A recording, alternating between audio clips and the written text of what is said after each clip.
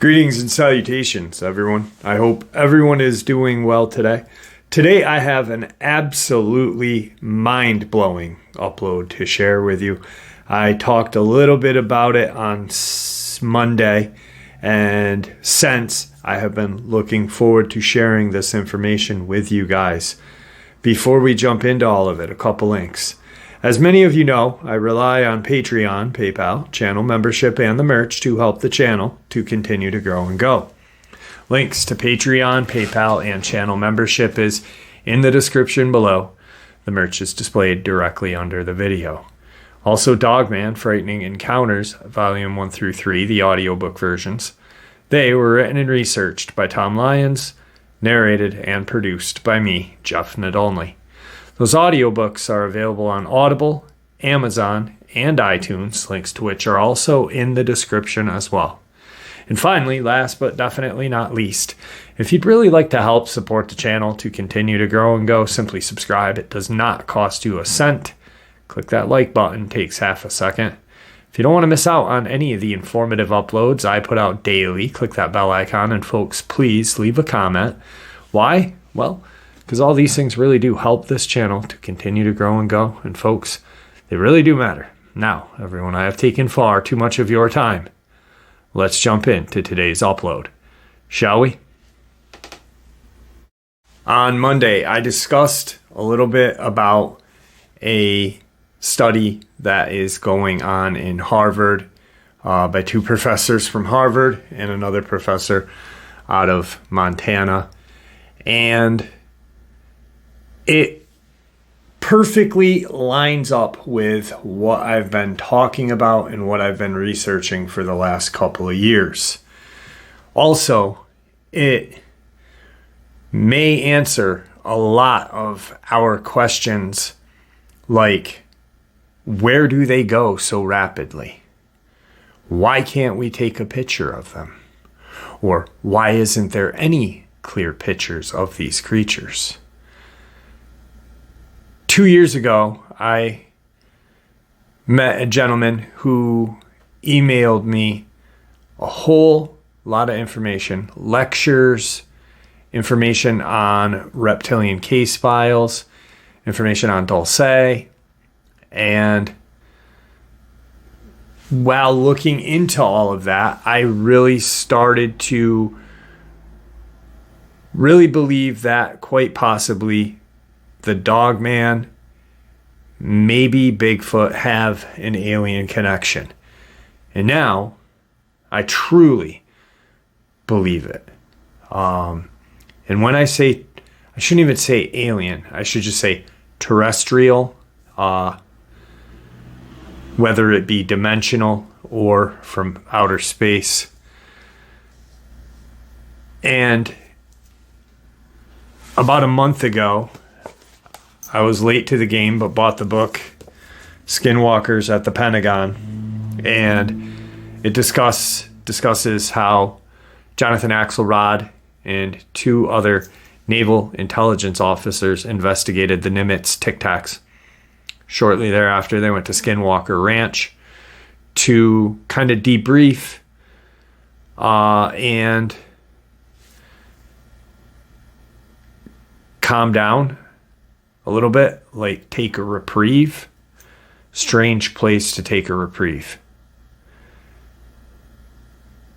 After that, their families were affected, not them, by Dogman, shadow men, orbs. 2, maybe 3 years ago, I met a gentleman who had captured a UFO on camera with his daughter, tried to contact MUFON. For some reason, his call was answered, but it was not by MUFON. Shortly thereafter, there's a Dogman standing in his front yard and a non-MUFON agent at his door asking for that evidence. These are just key things that really point me in the direction that these things are not of this earth. Doesn't mean they haven't been here for thousands of years. Like, people may be like, well, what about Marco Polo? What about Alexander the Great? Well, they landed here long before that. Thousands of years before. Maybe before the first or the last cataclysm that we had, the Under Dryas. Who knows? Anyway, let's get into this. Quickly recapping the two news articles that addressed this subject. Harvard researchers suggest aliens may live among us underground or on the moon. June 13th, 2024, 11:59 a.m. A recent legitimization of reports of unidentified anomalous phenomenon, commonly called UAPs, and formerly referred to as UFOs, have brought more eyeballs to the possibility of extraterrestrial life. While a long-awaited government report issued earlier this year found no evidence of aliens or terrestrial intelligence, as reported by the Associated Press, two professors from Harvard University and a colleague at Montana Technological University suggest humanity may just be looking in the wrong places. Instead, reality could be something similar to science fiction movies, like in 1988's They Live, and where they wore special glasses, allowing Roddy Piper to see the aliens who disguised themselves as humans and lived in plain sight. UAP may reflect activities of intelligent beings concealed in stealth here on Earth, and or near environs, and or even walking among us, passing off as humans, wrote Tom Loomis and Brandon Case of Harvard's Human Flourishing Program and biological anthropology professor Michael P. Masters of MTU in a report this month. Although this idea is likely to be regarded skeptically by most scientists, such are the nature of some UAP that we argue this possibility should not be summarily dismissed, and instead deserves genuine consideration in the spirit of optimism, humility, and openness. Their writings make a case for scientific openness to a concealed earthly explanation for UAPs, argues that too often scientists and others try to put UAPs in two categories: human-made and extraterrestrial explanation, something akin to ancient alien civilizations elsewhere in the universe. While those explanations are probably more likely to be true than the lunar alien civilization, the researchers said, but that's no reason to discount them entirely. The study acknowledges skepticism within the scientific community, but calls for an open-minded consideration of their findings. Notably, the paper is waiting for peer review to validate the claims. Paper's right here. Earlier reports have surfaced regarding the alleged concealment of large unidentified flying objects by the United States government, underscoring ongoing public intrigue and debate surrounding the existence of extraterrestrial life. As scientific exploration continues, the quest for understanding whether we are alone in this universe remains a compelling and unresolved mystery. The second article, same day, June 13th, 3:25 p.m., Crypto Aliens. Harvard study, extraterrestrials from outer space are likely among humans. Synopsis. A Harvard University study suggests that alien beings termed crypto-terrestrial might live covertly among humans on Earth. These entities could exist underground, on the moon, or disguised as humans. The study explores various forms of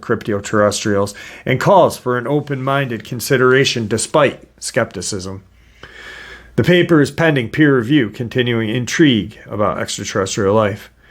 The long-standing fascination with extraterrestrial life has taken a new turn, with recent study from Harvard University suggesting the alien beings could be living covertly alongside of humans. Despite decades of scientific inquiry into the existence of alien life forms, definitive answers remain elusive. A new paper emerging from Harvard University Human Flourishing Program delves into the realm of cryptoterrestrial beings, posting that these entities often associated with unidentified aerial phenomenon UAP or UFO might be concealed underground on the moon or even integrated into human society. According to the study, these cryptoterrestrials could manifest in various forms. Here are those forms. Human cryptoterrestrials, descendants of an ancient human civilization that once thrived but now exists in a diminished state. Hominid or theropod cryptoterrestrials, non-human civilizations potentially evolved from terrestrial animals, adapt to stealth and concealment. Former extraterrestrial or extraterrestrial cryptoterrestrials, beings originating from outside of Earth or from a distant future, assimilated into our environment. Magical cryptoterrestrials, entities with magical attributes akin to folklore creatures like nymphs, fairies, interacting with human world in a non-technological way. Such theories are far-fetched on their face. We entertain them here because some aspects of UAP are strange enough that they seem to call for unconventional explanations, the three stated. So looking into this, I myself, my belief out of those four, I think that Dogman and Bigfoot more likely are the hominid or theropod cryptoterrestrial, non-human civilization potentially evolved from terrestrial animals adapted to stealth and concealment. Some may argue and say the magical cryptoterrestrials, entities with magical attributes akin to folklore creatures like fairies and nymphs, interacting with the human world in a non-technological way. Could be, but I just don't believe that these creatures are magical. I don't. I believe that they are capable of travel through portals from dimension A to dimension B, or dimension 1 to dimension 2, whichever you want to list it. And they have that kind of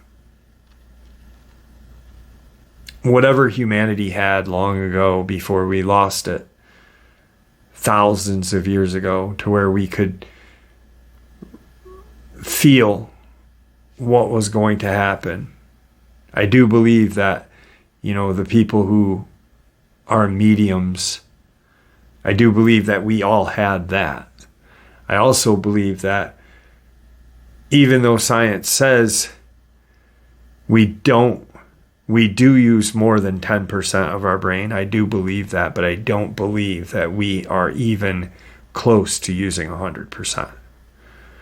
And if we were capable of that, I think we could be able to do so much more, like open portals, think beyond the scope. And there's very few humans that are on this planet that can still do that, or not even to a percentage number high, but just 1 or 2% higher than the smartest, Anyway, here is that paper. The crypto-terrestrial hypothesis, a case for scientific openness to a concealment earthly explanation for unidentified anomalous phenomenon. So, anomalous, we're not even talking about UFO or UAP. UAP is aerial phenomenon. We are now talking anomalous, meaning alien, anomalies, Bigfoot, fairies, nymphs, Dogman, crawler. Things that we can't explain, but things that we talk about all the time on these channels, on my channel and others that you guys listen to. So, note, this paper is a speculative thought piece that reflects the author's own interests and ideas and is not associated with the Human Flourishing Program at Harvard. We would also like to emphasize that we believe this hypothesis to be in all likelihood false, but nevertheless believe it still merits scientific investigation.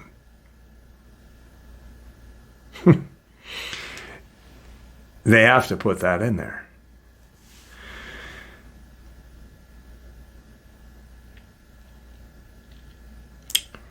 In recent years, have seen increasing public attention and indeed concern regarding unidentified anomalous phenomenon. Hypotheses for such phenomenon tend to fall into two classes: conventional terrestrial explanation, human-made technology, or an extraterrestrial explanation, advanced civilization from elsewhere in the cosmos. However, there's also a third minority class of this hypothesis, an unconventional terrestrial explanation outside the prevailing consensus view of the universe.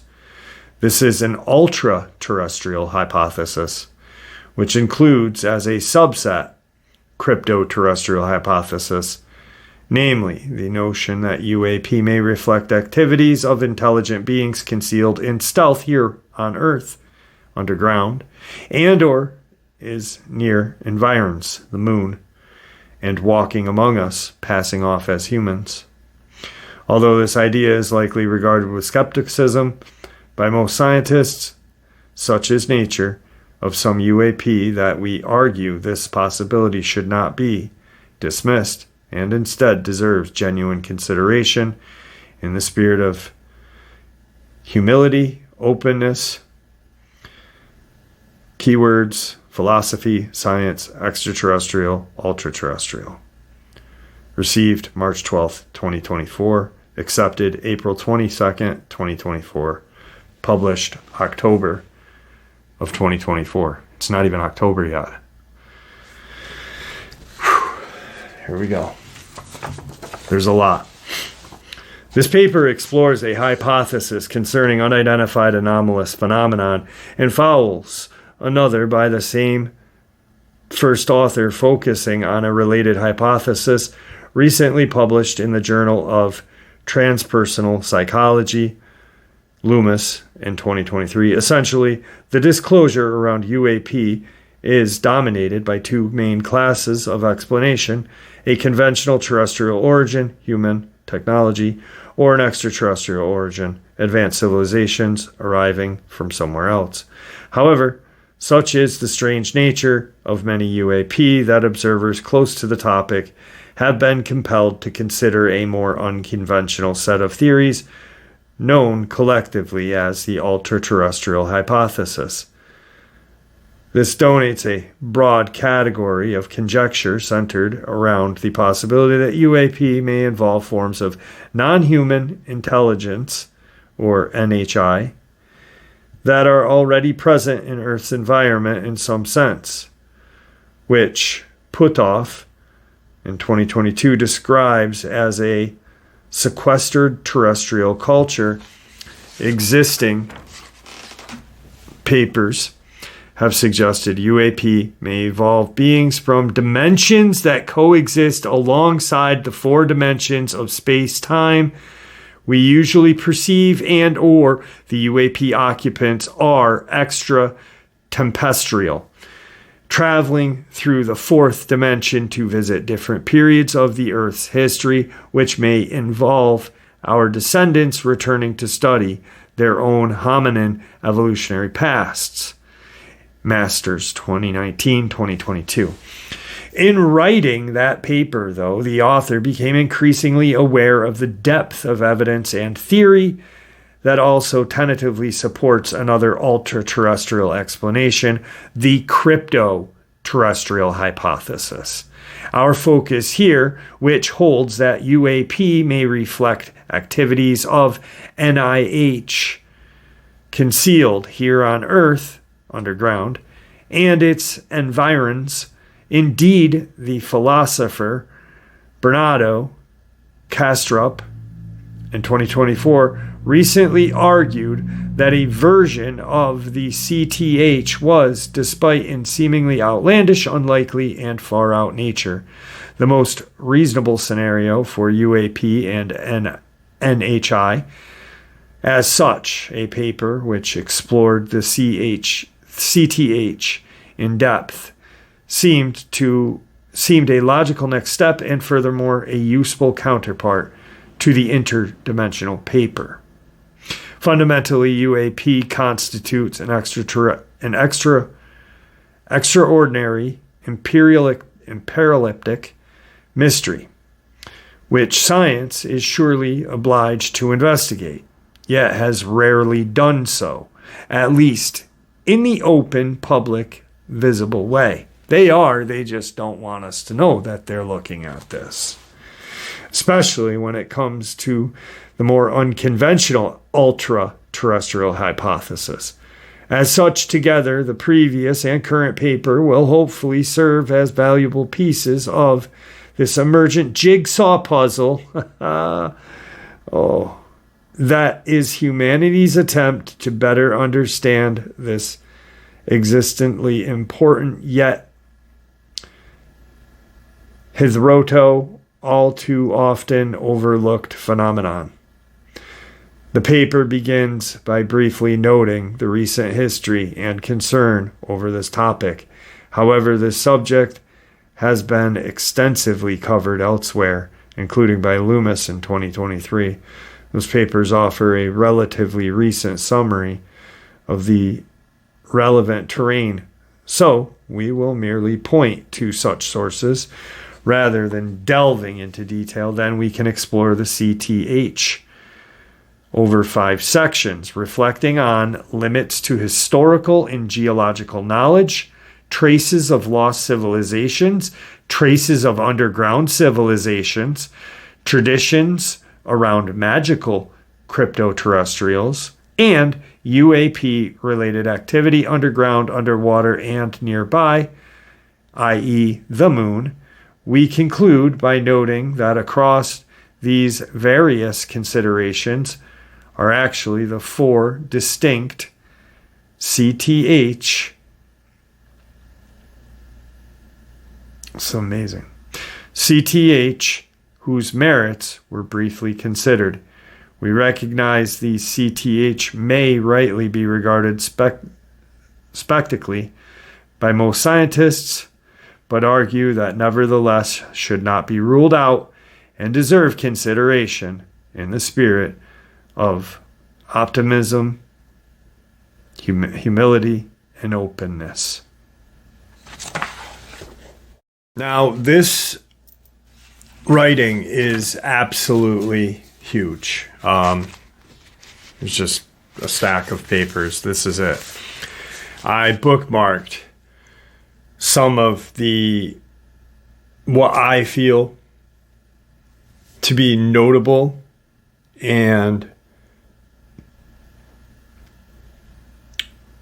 informative pieces.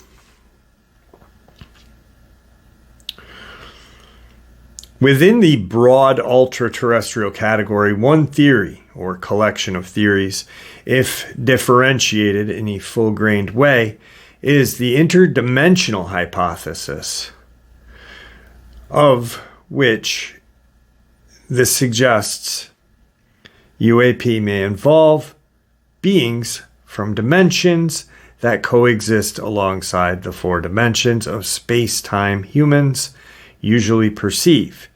Indeed, following the brief on Grush that members of Congress received from the ICIG January 12th.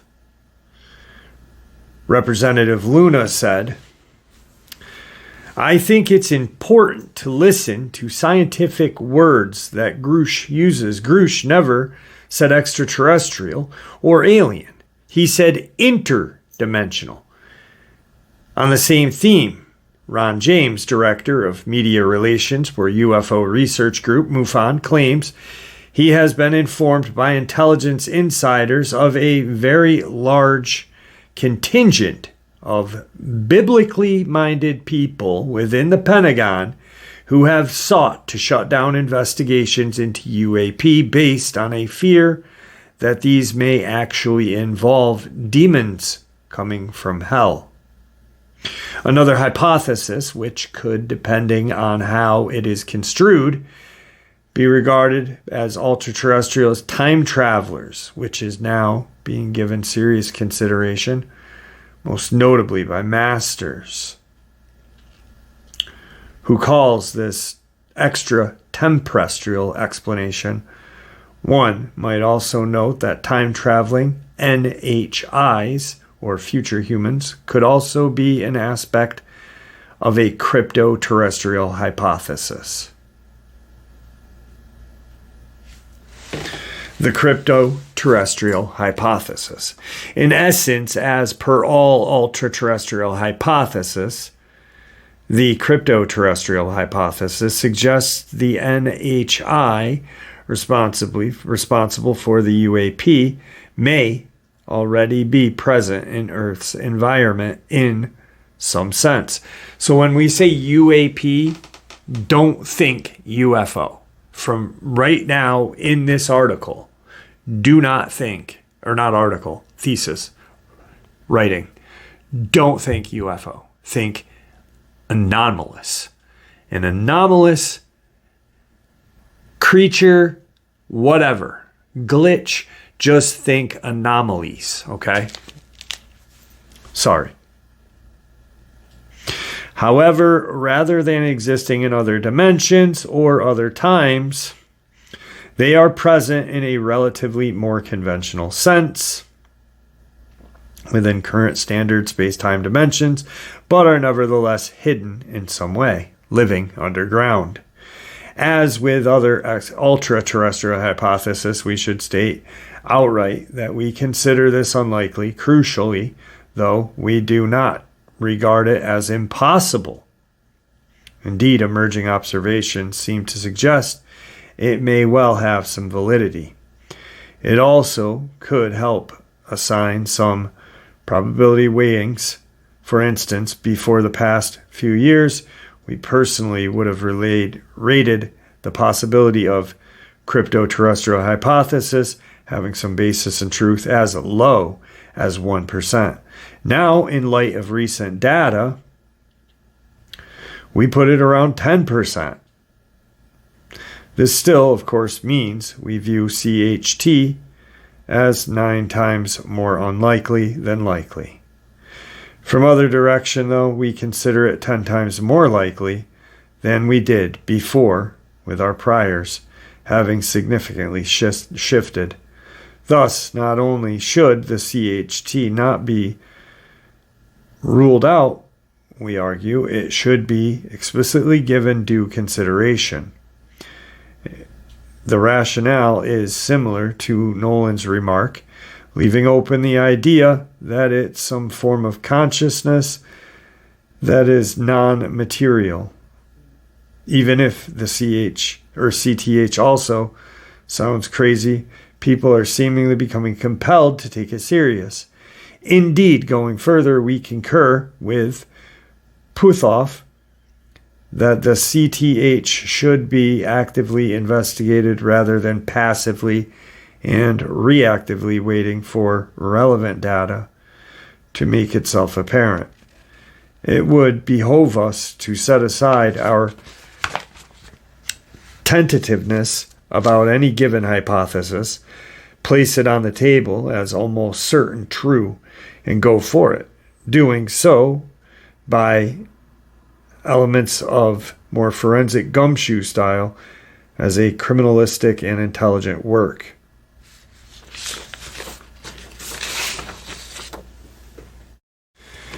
The general point is that if another intelligent species had inhabited Earth or Mars long before Homo sapiens, it is possible that we could have no idea. Of course, for these considerations to be relevant, the CTH, such species, would need to still be present here on Earth and existing in stealth. Whether a branch of Homo sapiens, a different hominid subspecies, and even earlier precursor, or something else entirely. As we discussed below, while this notion may sound unlikely on first hearing it, many observers are persuaded that it is at least conceivable, not least because whole swaths of our planet remain virtually unexplored and uncharted. This, of course, includes the vast regions underwater, but even includes areas above ground. There has been recent speculation, for instance, about the Alaskan Triangle, a sparsely populated area between Anchorage and Juneau. In the south, on the northern coast, is a prominent hotspot for anomalous activity, as well as other oddities, such as 20,000 unexplained disappearances in the area since the 70s. So usually, when we think about Dulce, which they mentioned Dulce in this frickin' paper, it's so amazing. We think, okay, where did these people, did they go up in a spaceship?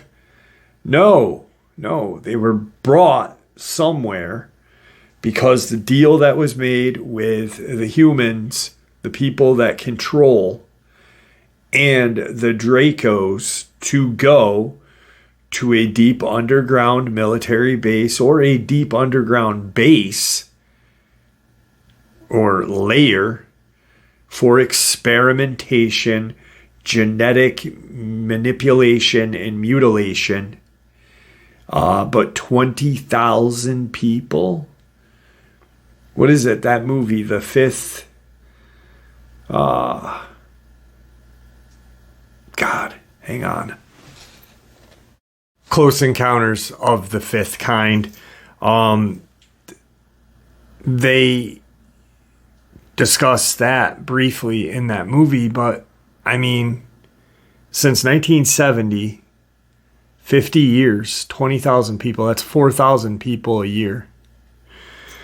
Moreover, our humility ought to extend to biology as well, as argued by Davies in a paper on potential for Earth to host a shadow biosphere involving forms of weird life whose biochemistry is not so standard that it would not be detected by life detection tools targeting the standard terrain biochemistry.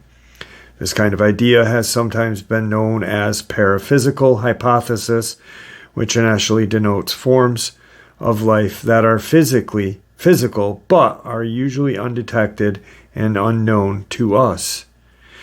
Here one might note that although Davies were generally referring to shadow biome on molecular level, there is recent speculation with regard to larger life forms.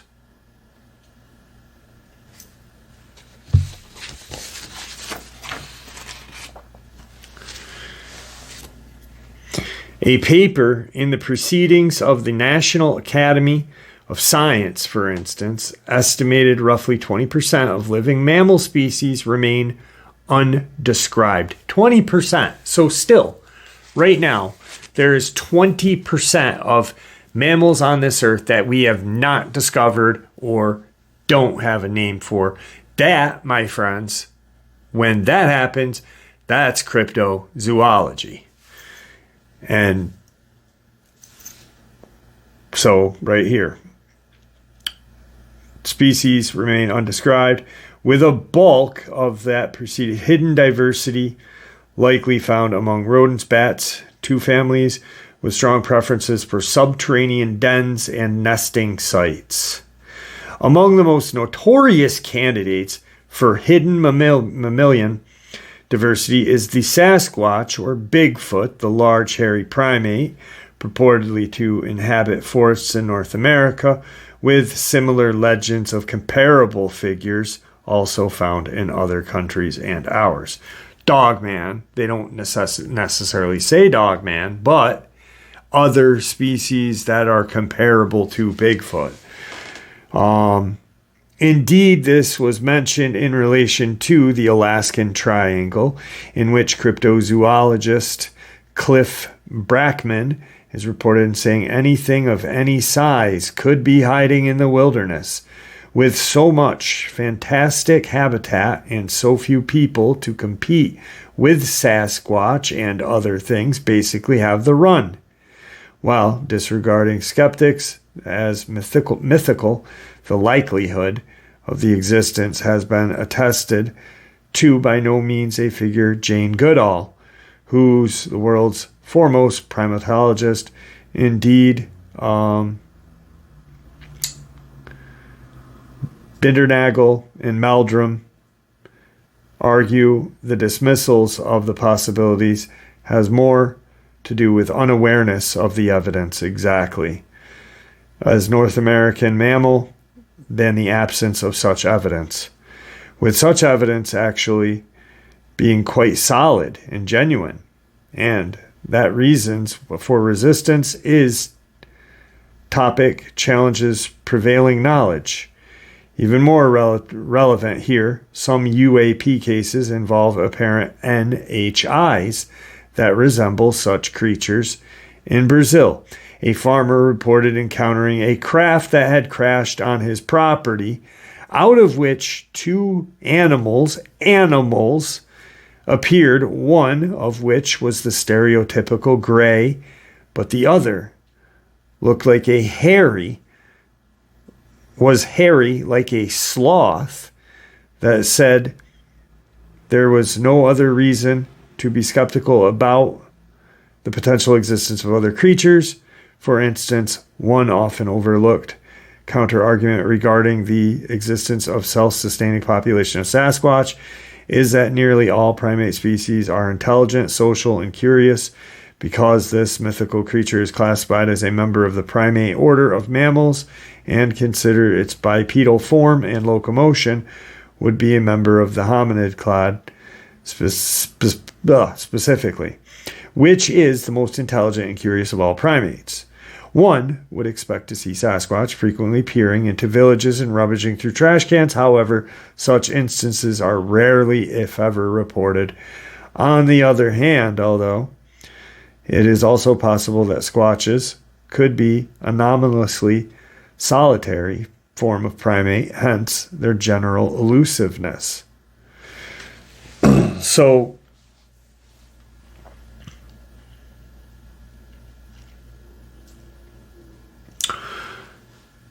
a sloth, he didn't say it was a sloth, it was a sloth-like creature, which to me, a sloth has a muzzle.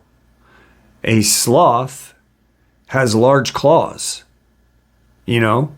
Like if I'm a Brazilian farmer, and not downing a Brazilian farmer in any way, but how many books has he read?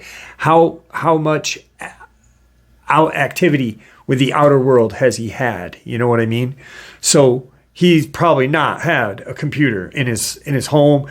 You know, he probably doesn't have a TV. They probably make clothing out of wool still. There are villages out there. There's a goddarn village that was just attacked recently by a large canine-like creature that tore up and killed other villagers in Brazil. So if he's to see this thing, and he sees these claws and a muzzle and it's hairy, he's going to think that resembles a sloth.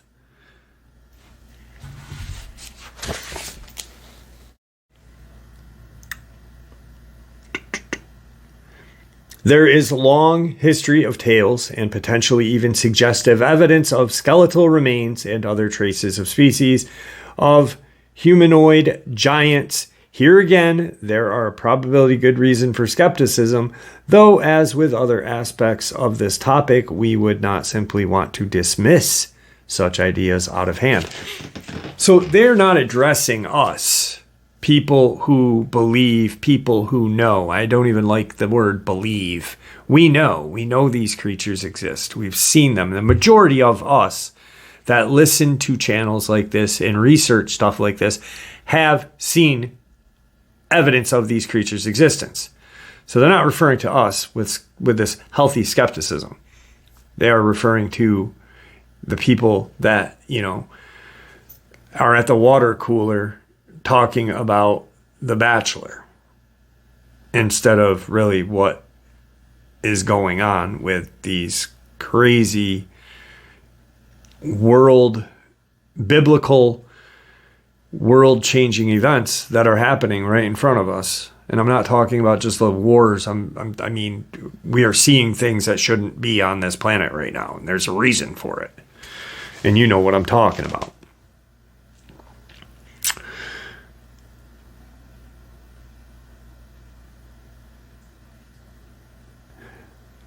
Of particular relevance, here are claims of intelligent cryptozoological species thriving underground across cultures, or legends, for instance, of anthropomorphic reptilian races, such as the Nagas. We just talked about these.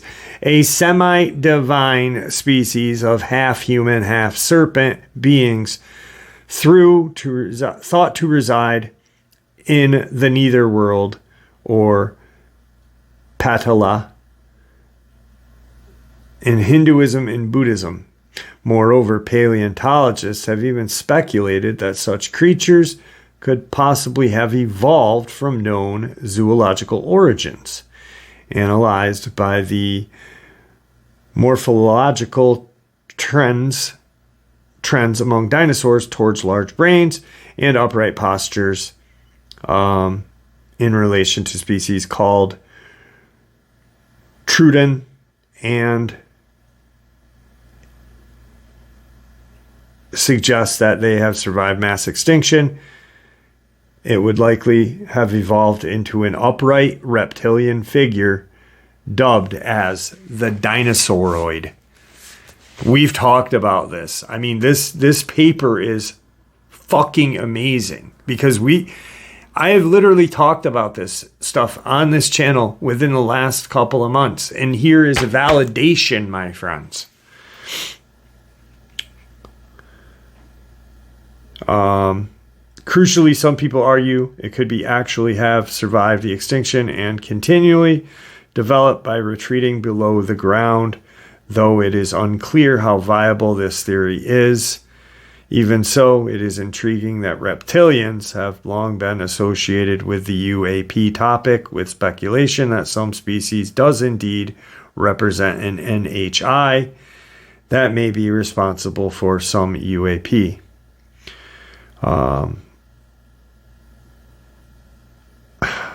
The evidence is just crazy. I mean, it gets deeper and deeper, and we are going deeper, my friends. We need to. Right now. Moreover, some UAP reports, once again, not UFO, not unidentified aerial phenomenon, but unidentified anomalous phenomenon, reports, while not explicitly connected to traditional concerning fairies, bear striking resemblance to aspects of those traditions. Indeed, this is the central theme of Vallee's classic Passport to Magonia on UFO folklore and parallel worlds.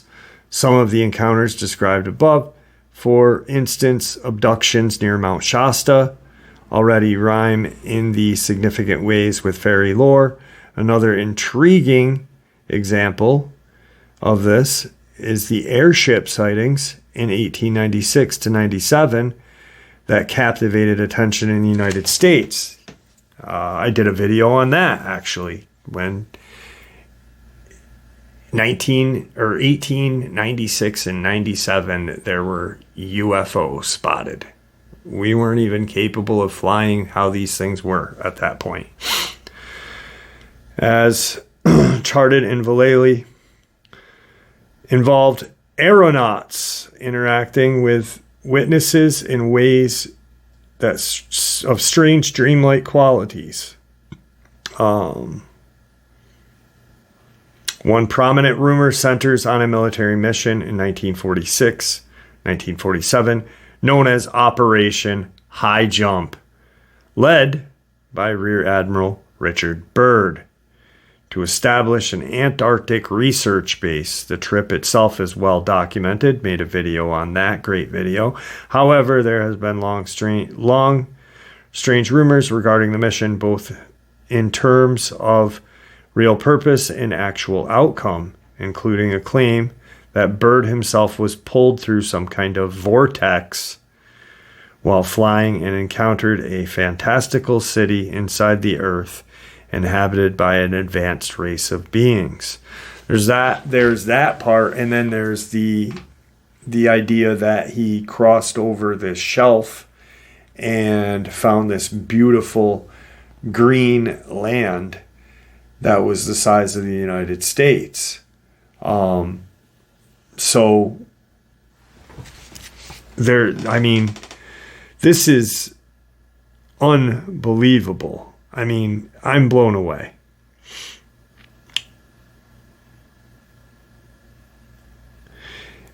In terms of potential underground NHI bases or enclaves, numerous locations have been alleged.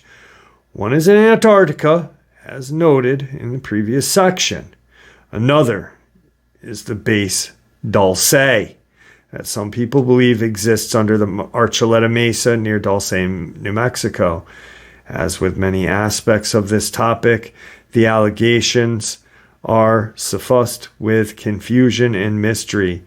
Claims of an NHI base there are thought to have been arisen in from Albuquerque businessman Paul Benowitz, though it transpires he had been fed disinformation by UFOologist Bill Moore and an Air Force intelligence operative, Richard Doty, possibly to distract him from genuine U.S. military bases in the area. However, the rumor has persisted, particularly because Phil Schneider, a great American hero, who claimed publicly before his untimely death in 96, they claim it was he offed himself, but we know he didn't. And they say it in this article too, that he offed himself. So that he had been employed there as an engineer, and that it is in fact jointly operated by the United States military and the NHI species, with the latter having long been the original occupants of the mesa and who were more recently encountered when the military were constructing the base. It goes without saying that these claims have not been substantiated. Bullshit. Nevertheless, some people close to the UAP topic think it should be considered 100%. Now, remember that NHI stands for non-human intelligence, okay? This paper has made the case for taking seriously the crypto-terrestrial hypothesis as a potential explanation for unidentified anomalous phenomenon, while noting that it probably ranks lower than other hypotheses, such as the extraterrestrial explanation, although such calculations are hard to quantify. To be precise, the material above actually contains 4 different crypto-terrestrial hypotheses, all would involve entities existing in stealth during recent human history, and possibly even before the emergence of Homo sapiens in some cases, such as crypto-terrestrial hypothesis 2, number 2, but differ in nature of the beings in question. Dogman Bigfoot. different than what the reptilians are being talked about. So, number 1, CTHI, human crypto-terrestrials, a technologically advanced ancient human civilization that was largely destroyed long ago by the flood, but continued to exist in remnant form. CTH2, hominid or theropod crypto-terrestrials, a technologically advanced non-human civilization coexisting in some terrestrial animal, or consisting of some terrestrial animal which evolved to live in stealth underground, perhaps a hominid or alternate species much more distantly related to us, descendants of unknown intelligent dinosaurs. CTH3, former extraterrestrial or extraterrestrial crypto-terrestrials, extraterrestrial aliens, or our intemporal descendants who arrived on Earth from elsewhere in the cosmos or from the human future, respectively, and concealed themselves in stealth. And the fourth, CTH4, magical crypto-terrestrials entities, which are less likely human-grown aliens and more like earthbound angels relating to the world inhabited by humans in ways that at least our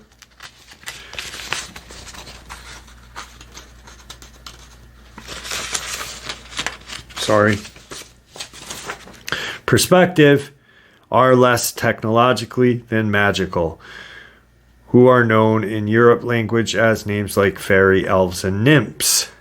We might note that in a detailed taxonomy of UAP hypothesis, also offered the fourth CTH ancient proto-human survival, breakaway civilizations, cryptids, hominids, stranded in quotation gods,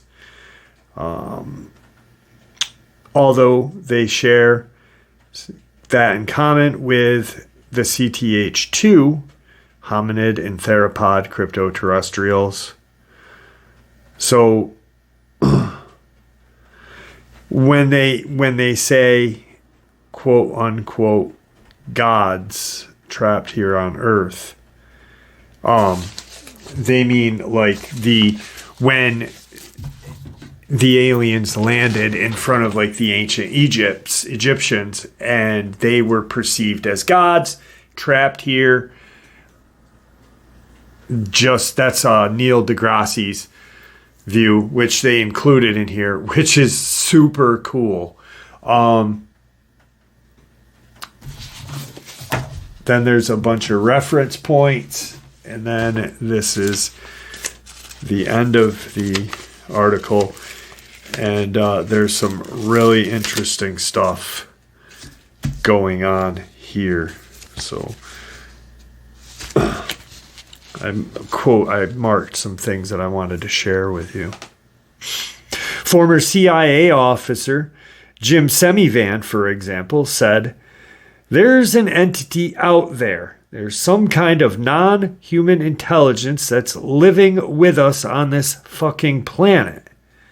Indeed, John Ramirez, who served at the CIA Directorate of Science and Technology, Intelligence, and ODNI, National Counter-Proliferation Center, between 1984 and 2009, suggests these ultra-terrestrials, NHI, non-human intelligence, could even be walking among us unrecognized, as members of modern human society, even if, according to his speculation, they are actually have reptilian origins. As discussed in a main text, to the point retired Army Sergeant Cliff Stone, who claims to have worked as part of an elite military unit from 68 to 90, tasked in recovering UAPs, then we'll call them UFO, has claimed that authorities are aware of 57 different non-human intelligent species, many of whom look much like you or I and could walk among us and you wouldn't even know the difference. That's from a CIA agent, former CIA agent, and former Army sergeant.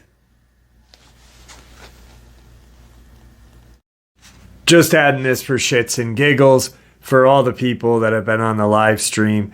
And I mentioned this and how much I disliked this person. They talk about it in this on Joe Rogan podcast between Graham Hancock and Flint Dribble or Dibble. They argued about the Ancient Apocalypse TV show, etc. I just find it funny that they mentioned Dribble, Dr. Flint Dibble, but he is a neckbeard, my friends. I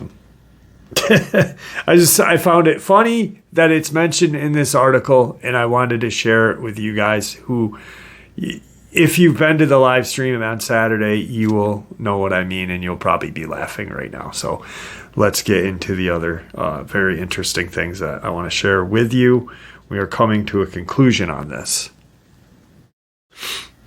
Many cultures have legends of races of giants that were once supposed to have roamed the earth, with such myths reflecting in places names associated with these beings like Giant Causeway in Ireland, the Tower of Bones in India, thought to contain remains of these giant warriors, which include giants of the epic Battle of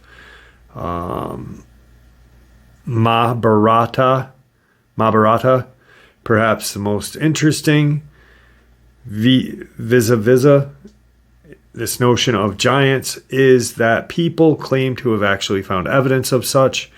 Some consists of apparent fossilized traces of huge humanoid beings, such as giant footprint being 1.2 meters long in granite in South America.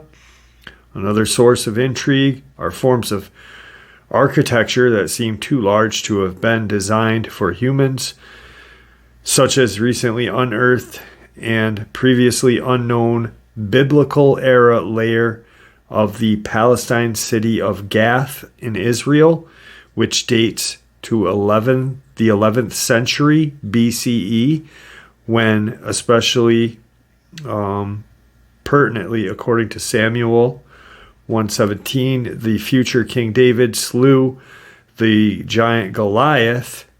Finally, there have long been reports of large skeletons, with over 1,000 accounts of 7-foot or taller skeletons found in ancient burial sites over a 200-year period of time in North America alone. So just within North America, there's been 1,000 different accounts in 200 years. They mention the hugely popular book Chariots of the Gods and Unsolved Mysteries of the Past. If you've never read those books, I highly recommend those two books. They are an amazing, amazing books, Chariots of the Gods and Unsolved Mysteries of the Past, by Eric von Denkens.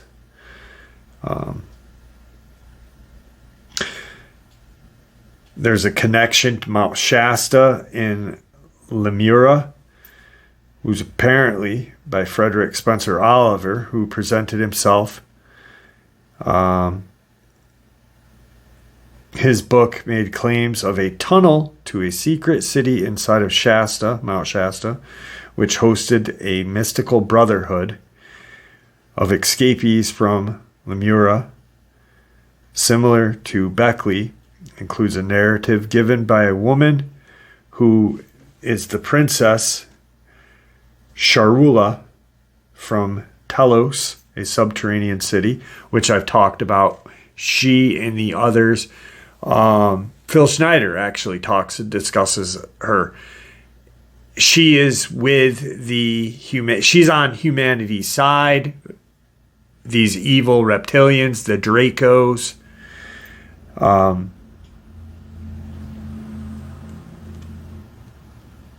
Other texts offer further details about the realm. Its supposed inhabitants serve, 1931, row of odd-looking persons who were tall, graceful, and agile, with large heads, much larger foreheads, who would visit local towns and trade nuggets and gold dust for modern commodities. The Lemurians is who he is talking about right there.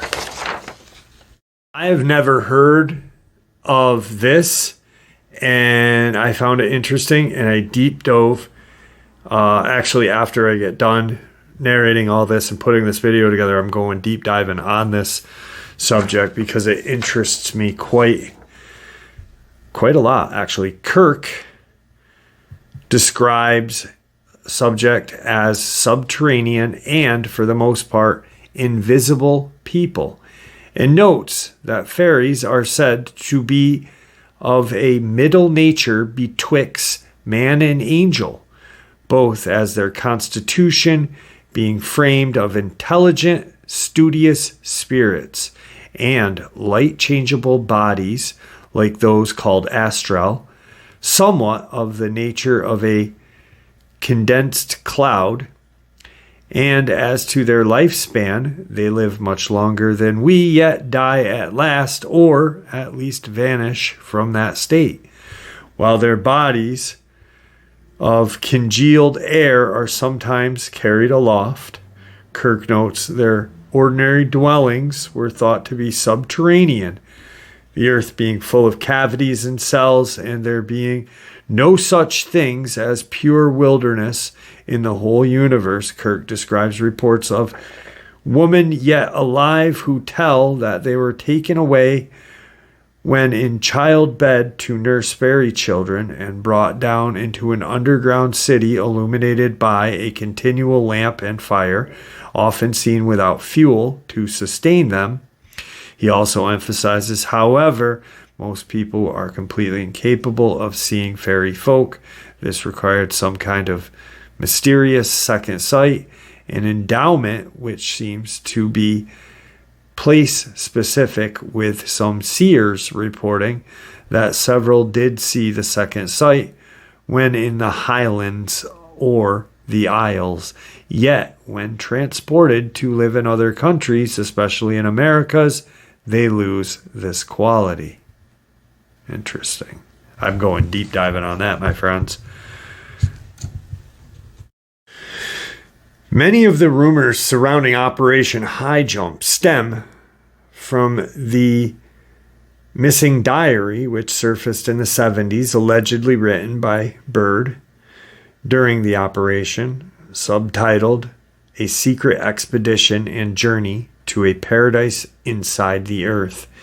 In this, he claimed to have been pulled through a vortex while flying over an unknown mountain range, whereupon he entered inner Earth and encountered a fantastical city inhabited by humanoid creatures. Seemingly summoned as representative of humanity, he was reprimanded by a figure called the Master above the invention of the atomic bomb, and warned of a dark age is to come if humans do not mend their ways.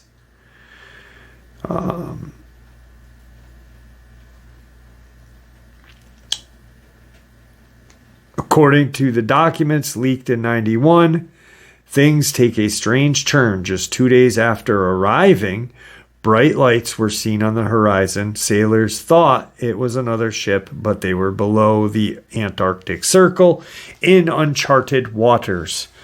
The lights then ascended to a 45-degree angle into the sky very quickly. They tried to make radar contact, but they were out of range. 3 hours later, 5 more lights appeared in the sky and began flying directly toward the ship. Anti-aircraft guns and 20-millimeter cannons were fired but had no effect. A radio operator stationed on the USS Brownson gave testimony of how strange craft suddenly appeared from the ocean. This is corroboration by Lieutenant John Sayerson, who says the object shot vertically out of the water at a tremendous speed. One object flew between the masts of his ship. With such force, the radio antenna went back and forth from the turbulence. An aircraft from the USS Currituck took to the sky but was immediately struck by a beam of energy and destroyed. About 10 miles away, the torpedo ship USS Maddox burst into flames and began sinking. According to the report, this was the first attack of several that would occur over the next few weeks. February 26 would be the last engagement with unknown craft. A Navy task force ordered retreat and left the area a full 6 months before the mission was supposed to end.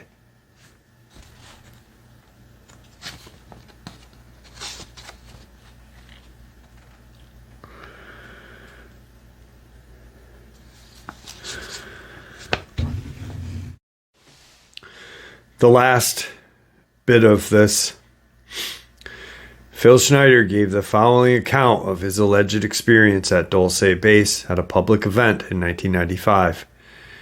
I am Phil Schneider. I spent 17 years in black budget programs as a government geologist, engineer, and structural engineer with the aerospace applications. And I am a self-taught metallurgist.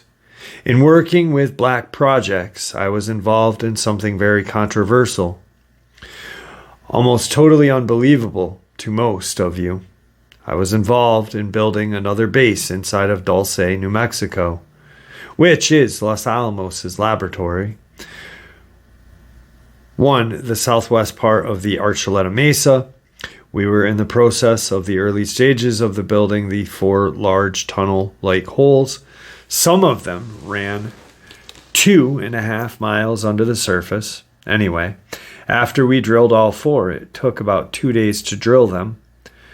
When you build an underground base, you drill 4 basic holes, then you build, called stoves or cross-member holes across, and then you use blasting equipment, and you blast out or tunnel out, deflagrant or melt rock out.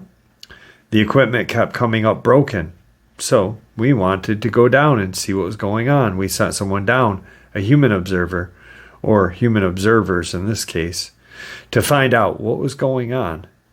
When I saw green beret and black beret people, I knew something was up. The gig was up. In this process, I was lowered down in a basket in one of these holes, and there was sitting a 7-foot-tall alien gray. The stench was worse than the worst garbage you can imagine. I didn't waste any time. I reached for my pistol. I carried a little Walther PPK with a 9-shot magazine.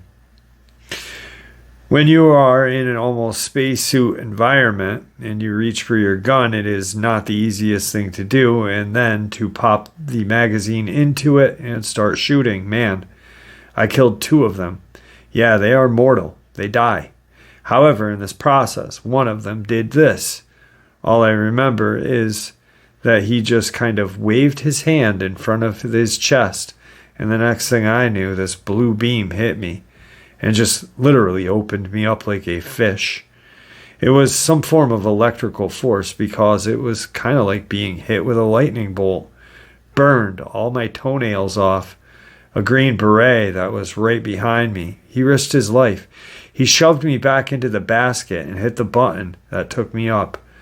I would not be alive talking to you now if it was not for him. I am forever indebted. He lost his life 66 Secret Service agents, Green Beret, Black Beret, crack troops lost their lives because the government, our United States government, lied, didn't tell us anything about the alien threat.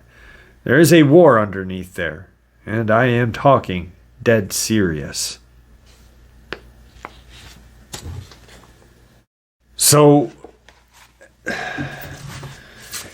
if I were to read that whole thing, it would have been hours.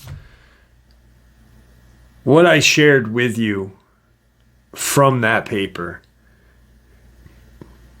to me, is validation that, one, these creatures exist. Two, our government is well aware of it. Three, there is some sort of alien, whether it be extraterrestrial or just terrestrial, coming from a dimension. There is that connection. And I'm going to end this upload with this. Because I really believe that, and I have for 2 years now, that this connection is deeper than we know. Andrew Dawson saw something in Canada, filmed it. And there are people speculate that it didn't happen, whatever. I think it happened. He's dead. He's gone. He was threatened. Ironically enough, that base, and I made a video about this, that base that he pointed at in Canada, which people are like, oh, it's an abandoned weather station. Ironically, it looks identical to the base that sits atop of the Archuleta Mesa above Dulce's underground military base.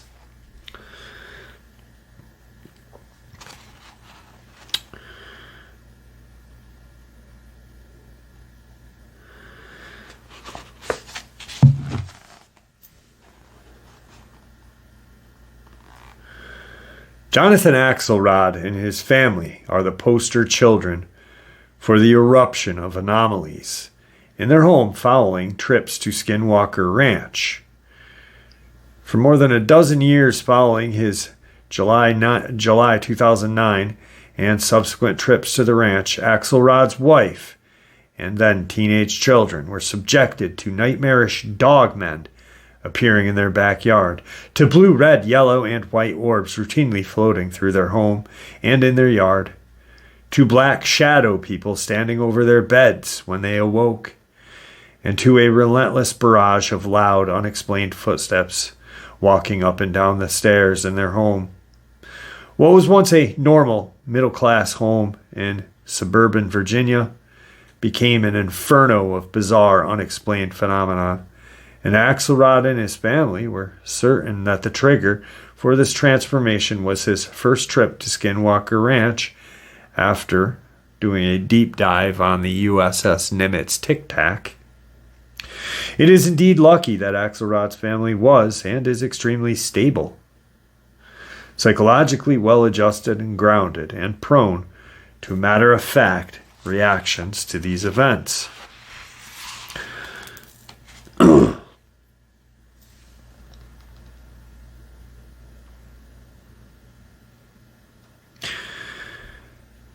Beginning in the summer of 2009, BAASS team comprised of 6 investigators, 3 scientists, and 2 technicians alternated 1 to 2 week missions to interview area residents as well as deploy sensor instrumentation at Skinwalker Ranch. By March of 2010, approximately 30 residents who had reported first-hand accounts were interviewed in their homes. The group comprised of lifelong residents of the area, all living with 1 to 2 mile radius of Skinwalker Ranch. They include 4 police officers, 11 Ute tribesmen, including a shaman, 12 ranchers, 6 business owners, and the director of the local Fish and Wildlife, half the members of the Church of Jesus Christ and Latter-day Saints. 11 of these individuals recounted first-hand encounters with dog or wolf-like creatures that could run at a speed on 2 legs, sometimes in conjunction with orb-like activity. Its estimated height was 6 to 7 feet. Many of these people reported observation took place during the daytime. Some sightings were very recent, only a month or two old, while others had taken place years ago. All observations had occurred within a 5-mile radius of Skinwalker Ranch. Guys, the connection is there. You have to read between the lines. You have to know, when I'm looking